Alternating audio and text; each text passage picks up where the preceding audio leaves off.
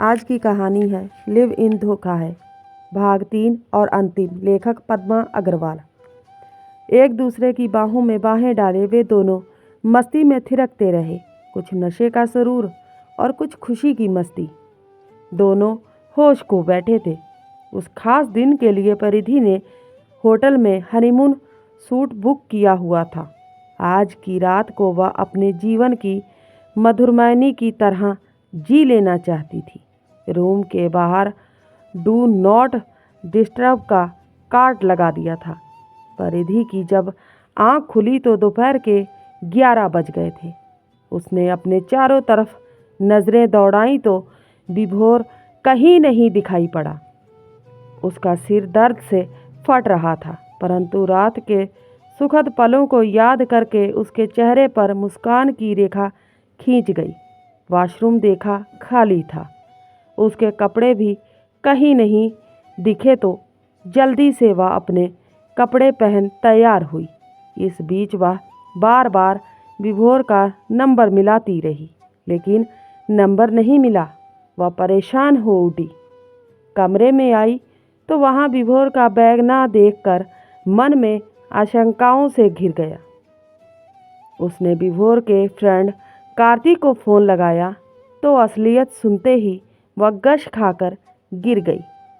विभोर तो ऑस्ट्रेलिया की फ़्लाइट में बैठ चुका होगा। यह सुनते ही सासा विश्वास ही नहीं कर पाई। कार्तिक ने बताया कि उसका वीज़ा बनकर आ चुका था।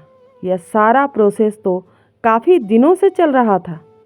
क्या विभोर ने तुम्हें कुछ भी नहीं बताया था? ये सब सुनकर उसके हाथ से मोबाइल गिर गया। वह क्रोधित होकर अपना सामान उठा कर फेंकने लगी थी। फिर निराश होकर अपने बेड पर बदहवास गिरी और फूट फूट कर रोने लगी। लेकिन क्षण भर में ही वह क्रोधित होकर चीखने लगी। अब यह तो वह समझ गई थी कि विभोर ने अपने प्यार की मीठी मीठी बातों के जाल में फंसाकर उसे धोखा दिया। विभोर जालसाज है। उस अपने चारों तरफ अंधकार छाया दिखाई पड़ रहा था। उसने अपना सामान पैक किया और छुट्टी का मेल लिखकर फ्लाइट में बैठ अपने घर मेरठ पहुंच गई।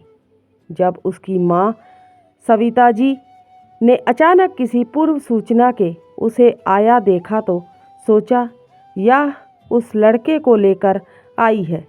लेकिन जब सविता जी ने उसके उदास व उतरे चेहरे को देखा तो उस पर बरस पड़ी। तेरा आशिक तुझे छोड़कर भाग गया, मैं तो पहले से ही जानती थी। अब रो अपने कर्मों पर। तेरी बेवकूफ़ी के कारण जाने बूझे परिवार का इतना अच्छा लड़का हाथ से निकल गया। मेरे तो कर्म ही फूटे जो ऐसी नालायक लड़की पैदा हुई। तुम नौकरी करने गई थी कि इश्क लड़ाने? हमने पहले ही कह दिया था कि पैसा जोड़ कर रखो, शादी में काम आएगा। तेरी पढ़ाई में ही लाखों खर्च हो गए। 2 साल से नौकरी कर रही हो, कितना पैसा है तुम्हारे अकाउंट में? बस चुप हो जाओ माँ।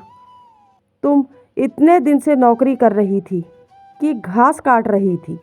उसने अपना कमरा जोर से बंद कर लिया और फिर फफक पड़ी कि वह क्या करे, कहाँ जाए, अपना दर्द किससे साझा करे। उसने रात में खाना भी नहीं खाया। लेकिन जब पापा ने उसे समझाया कि जीवन रुक जाने का नाम नहीं है, चलते रहना ही जीवन है, जैसे सुबह के बाद शाम का अवश्य आती है, वैसे ही जीवन में सुख और दुख तो आते जाते रहते हैं। पापा की बातों से मन को तसल्ली मिली, परंतु रात आते ही विभोर के आलिंगन की तड़प से उसकी आंखों की नींद रूठ गई। उसने लैपटॉप से टिकट बुक किया और बैग पैक करके फिर से बेंगलोर के अपने कमरे में आ गई। वह विभोर को भूल कर दोबारा अपनी ज़िंदगी की नई शुरुआत करना चाहती थी। निराशा हताशा के कुहासे से जल्द ही उसने अपने को आज़ाद कर लिया, परंतु उसने मन ही मन निश्चय कर लिया कि जैसे विभोर ने उसे धोखा दिया है, अब वह भी इसी तरह से लड़कों के साथ प्यार का नाटक करके उनके पैसों पर ऐश करके उन्हें चीट किया करेगी। उनके संग बड़े रेस्टोरेंट में डिनर करेगी, डांस करेगी और उनके पैसों पर ऐश किया करेगी। उसने नित नए लड़कों के साथ दोस्ती करके संबंध बनाना शुरू कर दिया।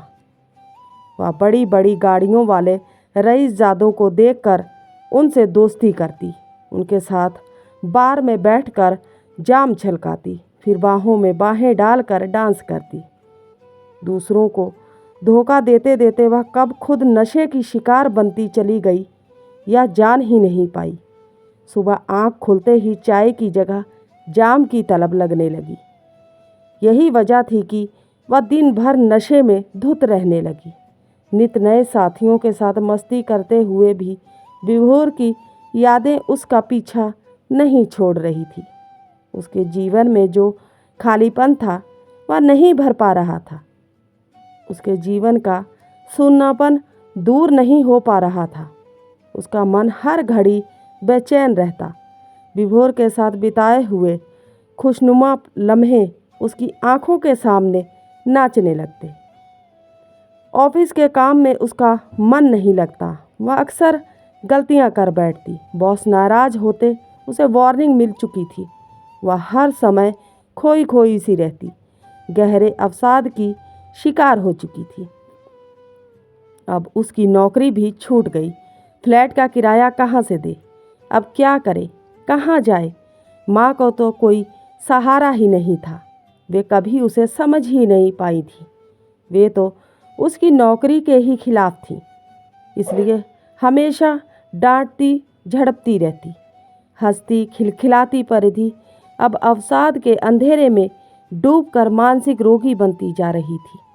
एक गलत निर्णय ने उसके जीवन को पतन के गर्त में पहुंचा दिया था। जब वह कई दिनों से कमरे से बाहर नहीं निकली, दूध की कई थैलियां बाहर रखी देखकर फ्लैट के मालकिन ने जब पुलिस को बुलाया तो वह अपने बेड पर नशे में धुत बेहोश पड़ी थी। उसके चारों तरफ खाली बोतलें रखी थी। पुलिस ने उसके मोबाइल से उसके पापा के नंबर पर कॉल की। उन्होंने निया का नंबर निकाल कर उसे बुलाया। वह भागती हुई आई और अपनी हंसती खिलखिलाती फ्रेंड की दशा देख उसकी आंखें बरस पड़ी। परिधि को जब होश आया तो वह निया को देखकर लड़खड़ाती आवाज़ में बोली, तू सही कह रही थी कि लिव इन धोखा है। कहानी सुनने के लिए आप सभी का धन्यवाद। उम्मीद करते हैं आज की कहानी आपको अच्छी लगी होगी। अच्छी लगी है तो सपोर्ट कीजिए। मिलते हैं किसी नई कहानी के साथ। तब तक के लिए बाय।